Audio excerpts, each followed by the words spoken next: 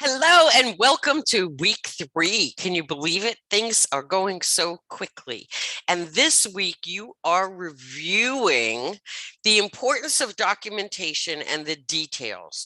So I thought we should discuss querying because you will remember that this is part of your job. This is part of the law, that whenever you find documentation that is missing or incomplete, ambiguous or inconsistent, or contradictory, in the medical record, in the patient chart, you need to stop.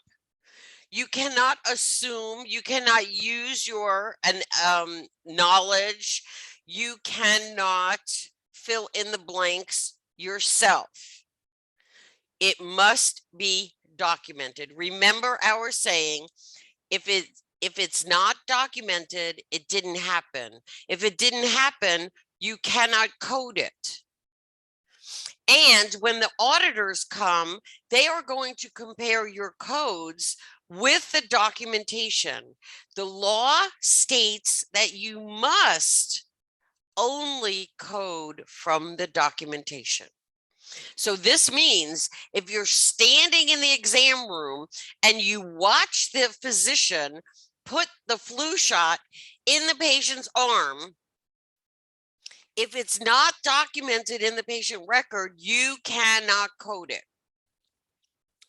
Now, also remember that physicians do not write their documentation for us, the coders.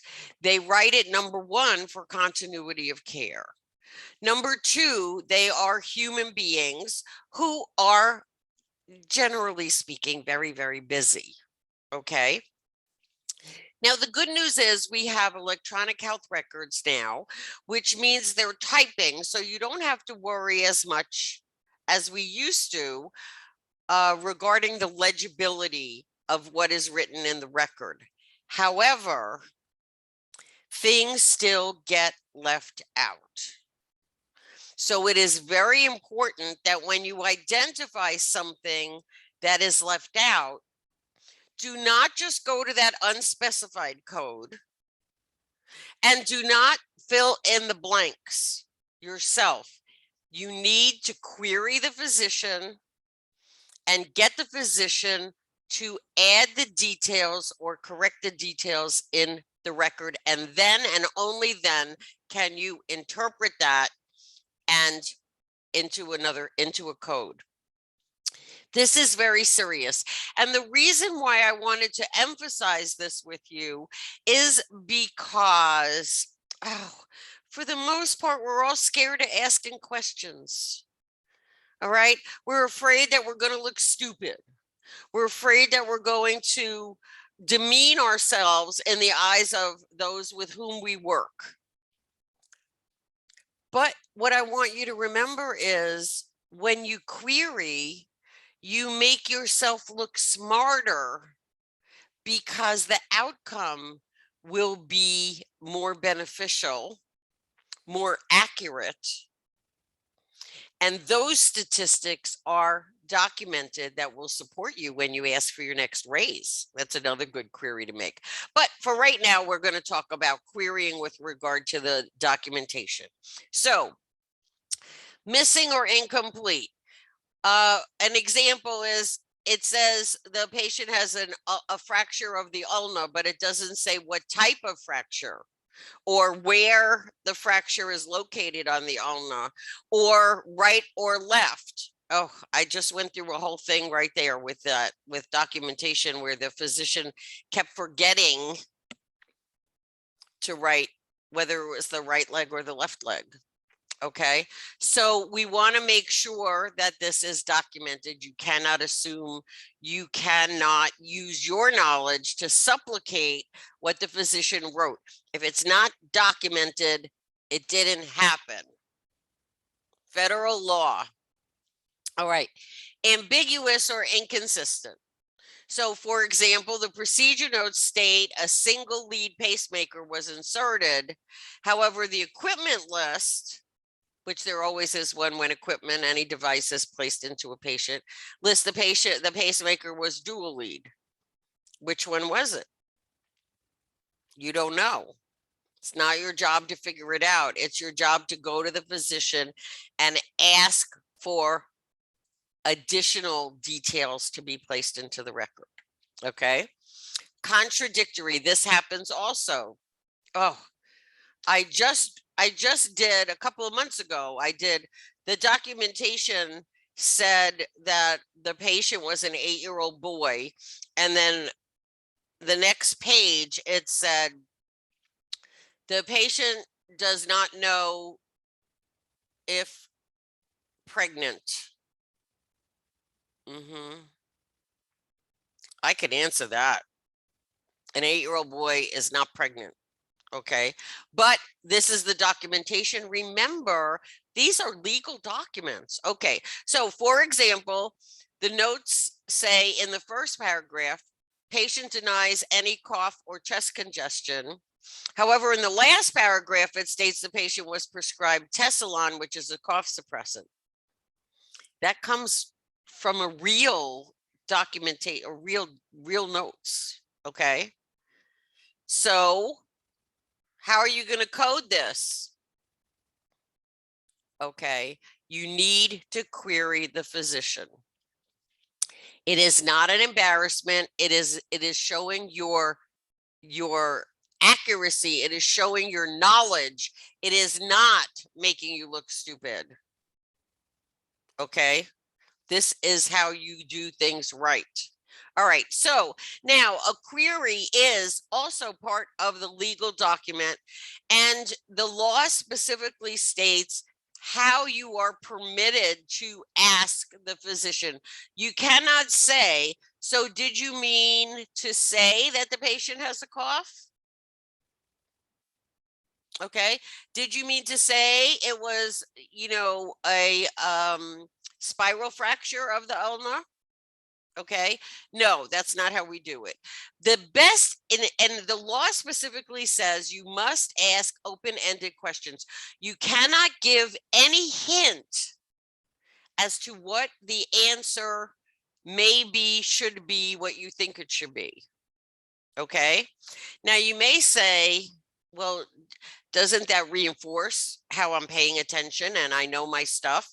And I would have to say yes. However, in this particular case, you cannot point the physician toward a specific answer, because we, medical coding specialists, have our hands on the tap, the revenue tap, the money that's coming into the facility. Okay. Now you may not think about this and say, was this an open procedure or a percutaneous endoscopic procedure? Now you may not say anything like, well, I'm sure you meant to write that it was laparoscopic, which would be percutaneous endoscopic, right? But you can't say that, because what if that procedure is reimbursed at a higher rate than the open procedure? Normally it wouldn't be, but that's not the point. The point is that this is tied to money. And if you are seen as providing the doctor with any wink, wink, nudge, nudge, here's what you should answer, and that answer happens to be at a higher reimbursement rate than the other option, you can be found guilty of fraud. Because you're the one making the suggestion. Now you can stand there all day and say, but I don't know, I didn't go look up the reimbursement rates for all of the choices. I was just, you were just not, because you're not allowed to do that. This is a legal issue. So you're going to ask open-ended questions. And my favorite, and I find to be the easiest, would be a multiple choice version of your question. So for example, Dr. Osage saw Jose Ramirez and documented him to have a displaced fracture of the metatarsal bone of the right foot. Okay, we got good information. Displaced fracture, yes. Which bone? Yes. Right foot, good. Okay. After rereading the operative notes again and reviewing the entire patient record, you discover that the detail of which specific bone was fractured is missing. Okay, so remember, the right foot has 5 metatarsal bones. 5, count them, 5. Okay, so you know that it's a metatarsal bone, but you don't know which metatarsal bone of the right foot. You need to know that in order to code it accurately. So you could send an open-ended query and just say which metatarsal bone was fractured. All right. Or you could send it as a multiple choice and say which metatarsal bone was fractured first, second, third, fourth, fifth. Okay. But the bottom line is you cannot just accept the answer to the query. You also have to ask that this detail be entered into the patient record. Okay. All right. Very, very important. So this week you are going to be reading about documentation and coding standards, and that's going to include the inpatient medical record, accurate coding processes such as diagnosis, procedure, ancillary services, very, very important, and querying the physician when necessary. Okay. Now also remember that your job is to look through the whole patient record and not just this one page, this one notes from today. Okay. Because, for example, you might see a notation on the face sheet for this particular event that says the third metatarsal of the right foot, in which case your answer is documented and you don't need to query the physician. Okay, so make sure you do a thorough job. It is your job. It is required by law, federal law.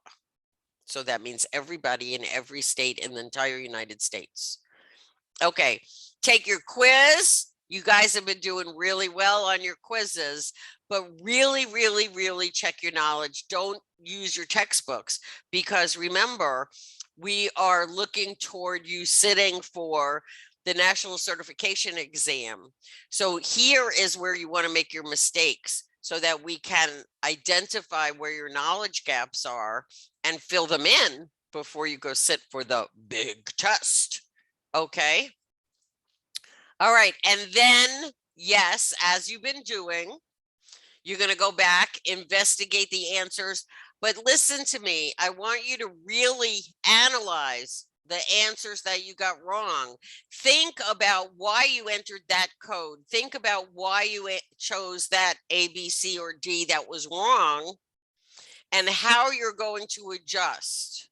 I'm not mentioning any names, but a couple of students have been writing, yes, this is the correct answer. Well, we don't need your confirmation of what the correct answer is.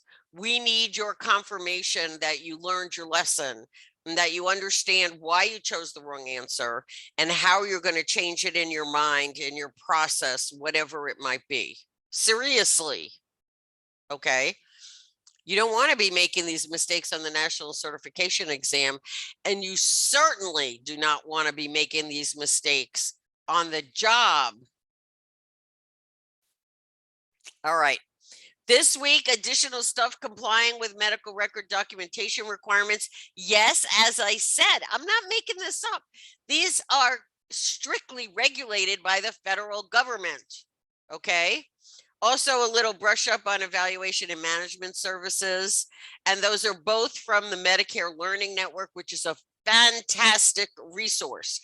Remember, whenever you can get your information directly from the original source, the more accurate it will be and the more accurate you will be. Don't just take someone else's interpretation as found in a blog or even maybe an article, especially if it's not peer reviewed. Peer reviewed would be okay. But what I'm saying is the federal government are the ones who are making the laws, and they are the ones that are enforcing the laws. So they are the ones that know how to do it. They know what they're looking for. They know what you need to be doing.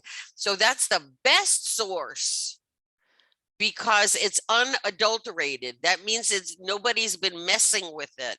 It's not shaved by someone's opinion. It's the facts, and the facts to which you will be held when you're on the job. Okay? All right. Any questions you have, I am here for you 7 days a week, not 24 hours a day, but 7 days a week. You can email me. We can email back and forth, which is really good if you have a question, because I can answer you. You can print that out and include it in your study notes, okay? Or we could set up an appointment to speak on the phone. I have a lot of experience speaking on the phone. Or we can set up an appointment to Zoom or FaceTime, whatever is best for you. I am here to support you. Your success is my success. So can't beat that, right? All right. Have a great day.